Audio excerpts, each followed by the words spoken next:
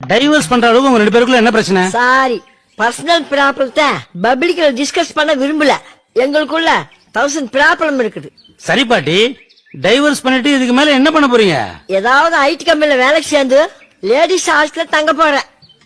5 days உறக்கும், 1 day rest, 1 day weekend party. ஏப்பியா life enjoy பண்ண போறேன். ஆஹா, காலத்தின் கொடுமையடா சாமி இது. வீடு தின்னன்னு படுக்க வேண்டிய வயசுல வீக்கெண்ட் பார்ட்டியை பத்தி இந்த பொக்கவே வச்சுன்னு பேசுறீங்க, நியாயமா இது? எனக்கு அப்பவே தெரியும் தம்பி, இவனுக்கு இந்த ஆசை இப்ப வந்தது இல்ல, 5th form படிக்கும் போது வந்தது.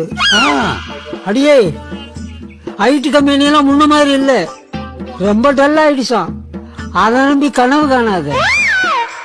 அதுக்காக நீ கவலைப்படாத. நான் எங்கேயாவது ஆபீஸ்ல ஜனாவா கூட ஜாயின் பண்ணுவேன். பாட்டி, உனக்கு ஸ்டெனோ வேலைன்னா என்னன்னாவது தெரியுமா? போடா மடப்பையில, பெரிய பில்டிங் கம்பெனில செனாவா இருந்தேன். அப்பதான் இந்த கருமத்தை லவ் பண்ணி கல்யாணம் பண்ணேன். அப்பவே ஜாக்குன்னு ஒரு வெள்ளைக்கார பையன் என்ன லவ் பண்ணா. நம்ம கலாச்சாரத்தை மீறக்கூடாதுன்னு நான் இவருக்கு கழுத்து நீட்டி பின்கோசு சீலை கட்டிட்டேன்.